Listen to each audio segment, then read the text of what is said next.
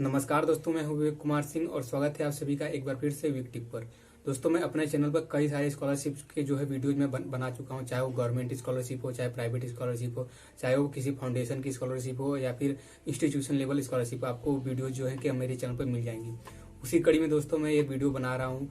जितनी भी national scholarship portal पर आपको पता ही होगा नेशनल स्कॉलरशिप पोर्टल के बारे में, अगर नहीं पता है तो मैं बता दूं कि इस पर जो है कि जो बहुत सारी स्कॉलरशिप जो है माइनॉरिटी के लिए, SC ST के लिए, गर्ल्स के लिए स्कॉलरशिप आती हैं, चाहे वो सेंट्रल स्कीम से हो, चाहे वो UGC की स्कीम हो, चाहे वो स्टेट गवर्नमेंट की स्कीम्स हो, तो आज पर बहुत सारी जो है यूजफुल जो है कि स्कॉलरशिप आती हैं और बहुत ही बेनिफिशियल होती है स्टूडेंट के लिए।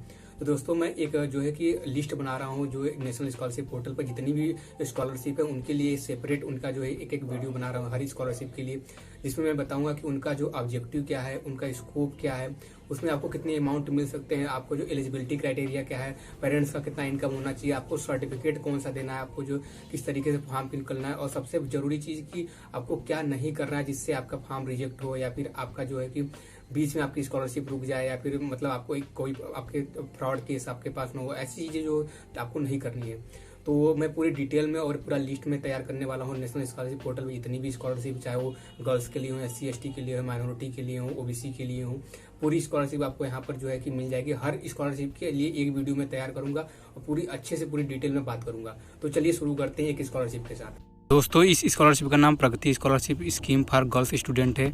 यह टेक्निकल डिग्री के लिए मिलने वाला स्कॉलरशिप है। अगर कोई अभी वीडियो देख रहा है तो देखिए यहाँ पर अभी जो 2021 के लिए जो डेट है अभी है एप्लीकेशन के लिए 30 नवंबर तक डेट है, ओपन है। तो आप अगर देख रहे हैं वीडियो तो इसको अप्लाई कर दीजिए। तो चलिए हम लोग इसकी थोड़ा डिटेल में देखते हैं। तो आप जैसे कि आप पता है कि आपको AICTE की मतलब की स्कीम है, तो आपको UGC या AICTE स्कीम सेक्शन में आपको नेशनल स्कॉलरशिप पोर्टल पर आपको यह स्कॉलरशिप दिख जाएगा। तो इसके पहले हम लोग थोड़ा नेशनल स्कॉलरशिप पोर्टल के बारे में जान लेते हैं। तो यहाँ पर देखिए, जैसे कि आपको न्यू रजिस्ट्रेशन अगर करना है, आप नए कैंडिडेट हैं तो यहाँ पर न्यू रजिस्ट्रेशन कर सकते हैं। अगर रजिस्ट्रेशन कर रखा है तो आप यहाँ से लॉगिन कर सकते हैं। अगर आपको इंपॉर्टेंट डॉक्यूमेंट्स वगैरह देखने हैं तो यहाँ से देख सकते हैं। ये सब चीज़ें यहाँ पर मिल जाएंगी। आपको अबाउट अस में आपको यहाँ इसके बारे में मिल जाएगा। अगर मान लीजिए आप रिन्यूअल अप्लाई करना चाहते हैं तो आपको न्यू रजिस्ट्रेशन पे क्लिक करना पड़ेगा, और न्यू रजिस्ट्रेशन पर क्लिक करेंगे तो उसका जो है कि ऑप्शन आपको दिखने लगेगा। देखिए यहाँ पर जो है कि आपको लिए फिर से ओपन हो गया है। यहाँ पर अप्लाई फॉर रिन्यूअल आपको मिल गया है। फिर लॉगिन टू अप्लाई, अगर आप अप्लाई करना चाहते हैं तो यहाँ पे लॉगिन कर सकते हैं। यहाँ पे देखिए सर्च फॉर इंस्टीट्यूशन इसमें है कि अगर मान लीजिए आप किसी इंस्टीट्यूट के बारे में सर्च करना चाहते हैं कि वो नेशनल स्कॉलरशिप पोर्टल पर रजिस्टर्ड है या नहीं है, किसी स्कूल के, किसी ITI के बारे में, तो इस पर आप सर्च कर सकते हैं। उसका एड्रेस डालकर सर्च कर सकते हैं, उसकी चेक कर सकते हैं उसकी KYC है कि नहीं वगैरह सब जो चीज़ें हैं सब कंप्लीट है कि नहीं, या फिर आप इंस्टीट्यूशन से भी बात कर सकते हैं उसके हिसाब से। फिर यहाँ पर scheme wise scholarship sanction list आपको मिल जाएगा कि कितनी स्कॉलरशिप जो है सेंशन हुई हैं, उसके बारे में भी आपको यहाँ पर मिल जाएगा। नीचे आते ही आपको पूरा मेथड मिल जाएगा, कैसे आपको अप्लाई करना है, कैसे हर चीज़ें करनी है, आपको यहाँ पर पूरा मिल जाएगा डिटेल में, ठीक है। और उसके बाद यहाँ पर आपको डेट ऑफ बर्थ वगैरह, डोमिसाइल वगैरह, जितने भी मतलब डॉक्यूमेंट्स की रिक्वायरमेंट है यहाँ पर आपको मिल जाएंगे। ये चीज़ यहाँ पर आपको देख लीजिए। तो चलिए हम लोग मतलब कि स्कॉलरशिप को देखते हैं और पूरी डिटेल में इसको देख लेते हैं। तो नीचे आएंगे तो हमें जैसा कि पता है कि AICTE स्कीम है, तो AICTE के सेक्शन में ओपन करेंगे और नीचे हम लोग आ जाएंगे AICTE में। तो यहाँ पर आपको पहला जो स्कॉलरशिप मिलेगा यहीं पर Pragati scholarship scheme for girls student technical, तो यहाँ पे मिलेगा। तो नीचे आपको देखेंगे तो यहाँ पे गाइडलाइन और FAQ मिल जाएगा। तो हमें क्या करना है, गाइडलाइन पे क्लिक करना है, जिसमें कि पूरा डिटेल दे रखा है इन्होंने। तो इसको डाउनलोड कर लीजिए और इसको हम लोग ओपन कर लेते हैं।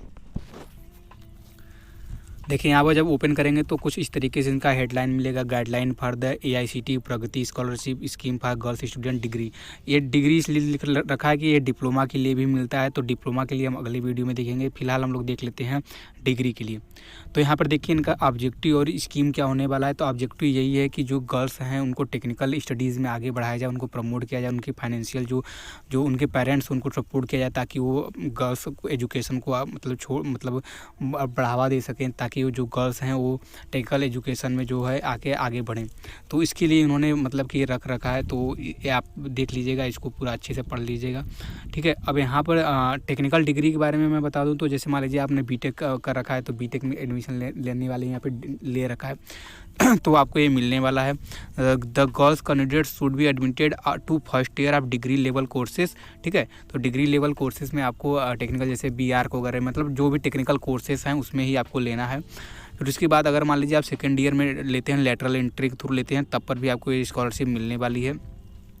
दूसरा क्राइटेरिया ये होने वाला है कि मैक्सिमम 2 गर्ल्स पर चाइल्ड, मतलब गर्ल्स चाइल्ड पर फैमिली होनी चाहिए। मतलब कि आपकी फैमिली में 2 गर्ल्स ही एलिजिबल रहेंगे, उससे ज़्यादा एलिजिबल नहीं होंगे। आपकी फैमिली में मैक्सिमम उतना ही होगा। फैमिली इनकम के बारे में बात करें तो 8 लाख से ज़्यादा नहीं होना चाहिए, यहाँ पर आप देख लीजिए।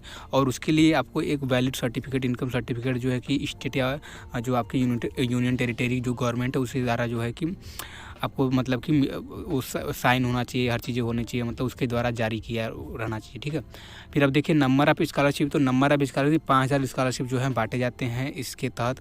अगर मान लीजिए यहाँ पे जो बच्चों की संख्या जो कम हो जाती है, मतलब कि तो जो है कि ये स्कीम जो है कि मतलब वो जो पैसा वगैरह होता है वो चला जाता है, जो डिप्लोमा वाले स्टूडेंट है उनकी स्कॉलरशिप के लिए चला जाता है, ठीक है। तो वैसे तो बहुत कम चांस है कि 5000 स्टूडेंट मिल ही जाएंगे ज़रूरी। तो फिर यहाँ पे देख लीजिए स्टेट और union territory wise distribution of 5000 scholarship as per annexure A. तो देखिए इन्होंने एक लिस्ट दे रखा है जिसमें उन्होंने बता रखा है कि जो है कि स्टेट वाइज जो है कि इन्होंने 5000 स्कॉलरशिप को अलग अलग तरीके से बांट रखा है। जैसे कि जिस स्टेट का पॉपुलेशन जो है मतलब ज़्यादा है उसमें ज़्यादा स्लॉट हैं, उसमें ज़्यादा सीट हैं, जिसमें कम है उसमें कम सीट हैं। तो ये बात तो आप समझ गए होंगे। फिर उसके बाद देखिए in addition to 5000 scholarship at point number 2 all eligible girl who submit online application form from following 13 union territory north Indian state Andaman and Nicobar UT Jammu and Kashmir Ladakh Dadra and Nagar Haveli Sikkim and Tripura will be given scholarship by AICT। तो इन सब जो भी state के हैं अगर ये भी apply करते हैं तो इनको भी यह जो है कि दिया जाएगा। अमाउंट ऑफ स्कॉलरशिप की बात करें तो यहाँ पर अमाउंट ऑफ स्कॉलरशिप 50,000 पर इनाम है और मैक्सिमम 4 साल के लिए आपको दिया जाएगा, ठीक है। अगर मान लीजिए 3 साल के लिए करते हैं तो 3 साल के लिए, जैसे मान लीजिए लेटरल एंट्री से आते हैं, सेकंड ईयर में आते हैं तो आपको 3 साल के लिए दिया जाएगा। नहीं तो आप अगर 4 साल के लिए मतलब फर्स्ट ईयर में एडमिशन लेते हैं तो आपको 4 साल के लिए दिया जाएगा। और भी चीज़ें हॉस्टल चार्ज वगैरह इन सब चीज़ों के लिए भी आपको पूरा जो चार्जेज हैं इसमें अदर एडिशनल चार्ज आपको नहीं दिया जाएगा, बस 50,000 आपको पे किया जाएगा, ठीक है। ये सब चीज़ें आपको नहीं दी जाएगी। आपको बैंक अकाउंट में आपको जो है ट्रांसफ़र कर दिया जाएगा आपका अकाउंट, मतलब मनी। प्रोसीजर फॉर अप्लाइंग, तो प्रोसीजर यही है कि आपको नेशनल स्कॉलरशिप पोर्टल पर आपको जाना है, चेक करना है। और इसकी जो एप्लीकेशन है मतलब कब स्टार्ट होती है कब नहीं होती, तो ये नेशनल स्कॉलरशिप पोर्टल पर भी आपको मिल जाएगा। साथ ही साथ ये आपको AICT की स्कीम है तो AICT की वेबसाइट पर भी मिल जाएगा। The host institute where the candidate is studying require to verify the online application. तो एप्लीकेशन जो है कि आपको अपने इंस्टीट्यूट से वेरीफाई करवा लेना है या फिर वो खुद जो है प्रोसीजर कर देंगे। बाकी मैं एक चीज़ बता दूं कि आप जाकर अपने इंस्टीट्यूट में अगर मान लीजिए आपने एडमिशन ले रखा है तो जाकर बात कर लीजिए स्कॉलरशिप डिपार्टमेंट में, अपने जो ऑफिस डिपार्टमेंट जो भी है वहाँ पर बात कर लीजिए कि सर जो ये स्कीम है, जो स्कॉलरशिप है, सब मतलब कि आप खुद हम फॉर्म भरवाएंगे या फिर खुद सर्कुलेट करेंगे कि आप मुझे मतलब सब प्रोसीजर मुझे करना पड़ेगा, ठीक है। तो ये चीज़ें आप वहाँ पर जाकर अपने कॉलेज या डिपार्टमेंट में पूछ सकते हैं।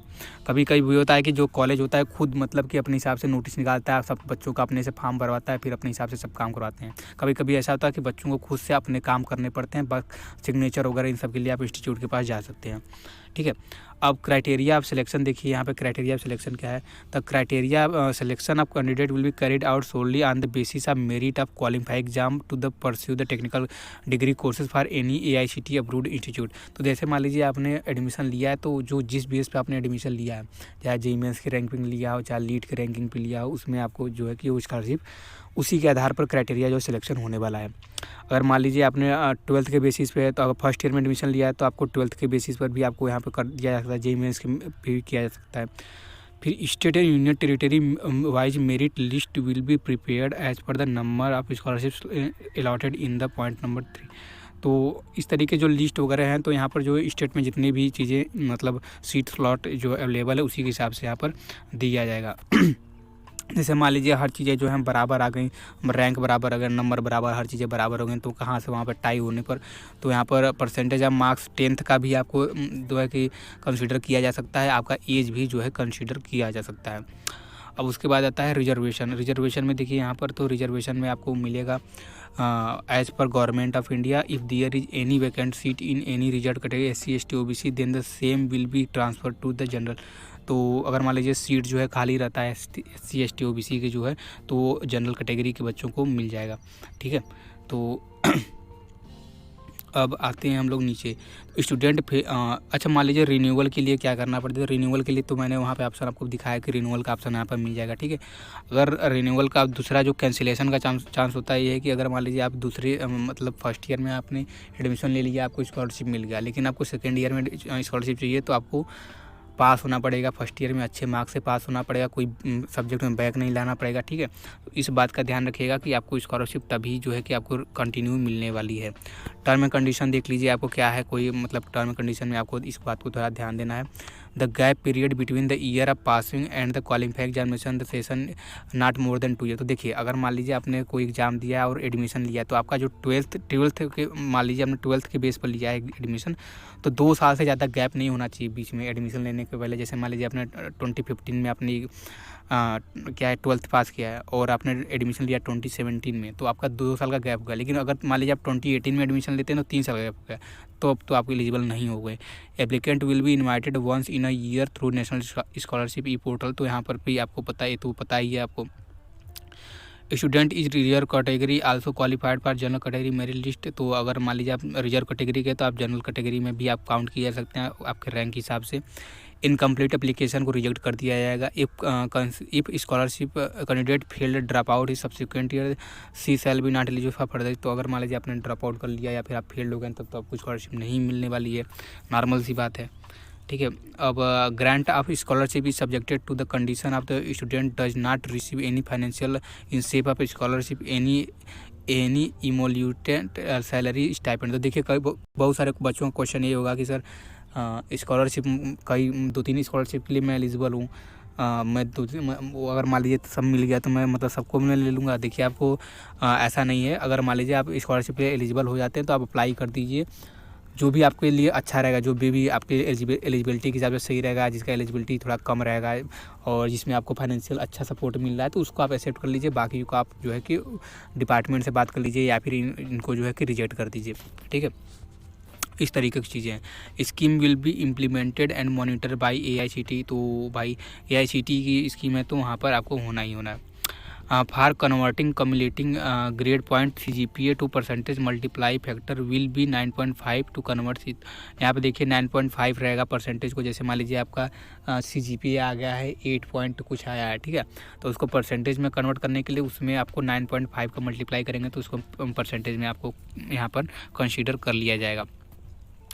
Provisional list of short listed candidate will be uploaded on AICTE web portal. तो अगर आपको देखना है तो वहाँ पर आप जाकर वहाँ पे देख सकते हैं कि जो है लिस्ट जो है वहाँ पे अपलोड कर दी जाएगी, ठीक है। Query regarding non payment of the scholarship due to invalid wrong account number will be entertained only up to 6 month from the date of publishing of the merit list of.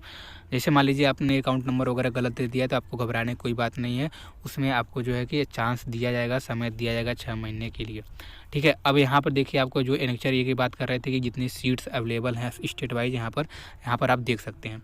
जैसे आंध्र प्रदेश में है 566 seat, Bihar में है 52, चंडीगढ़ में 50। तो उनकी state में जो पॉपुलेशन वगैरह है उसके हिसाब से देख लीजिए, ठीक है। उसी हिसाब से जैसे मान लीजिए यहाँ पर देखिए तमिलनाडु में है 800 के लगभग सीट है, ठीक है। यूपी में है 422 सीट के लगभग। तो इस हिसाब से आप यहाँ पर देख सकते हैं।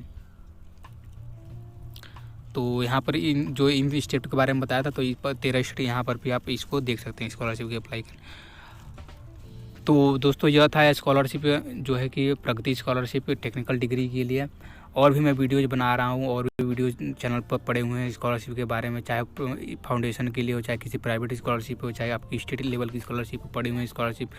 और भी कोई क्वेश्चन हो तो आप मुझे कमेंट कीजिए, ठीक है। आप वहाँ पे एक हेल्प डेस्क भी मैंने दे रखा है, अगर मुझसे बहुत ज़रूरी आपको बात भी करना तो बात भी कर सकते हैं। तो चैनल को सब्सक्राइब कीजिए, वीडियो को लाइक कीजिए और इस वीडियो को जो है कि शेयर कीजिए अपने दोस्तों के साथ। अभी अगर जो बच्चे देख रहे हैं, अगर डेट है, अगर आप एलिजिबल हैं तो आप अप्लाई कीजिए, ठीक है। अगर अभी आपका एडमिशन नहीं हुआ है तो धैर्य रखिए, हो सकता है कि आपका जो सेकेंड टाइम भी ये डेडलाइन जो है बढ़े। तो चलिए वीडियो को लंबा नहीं करते हुए यहीं पर ख़त्म करते हैं। तब तक के लिए बहुत बहुत धन्यवाद।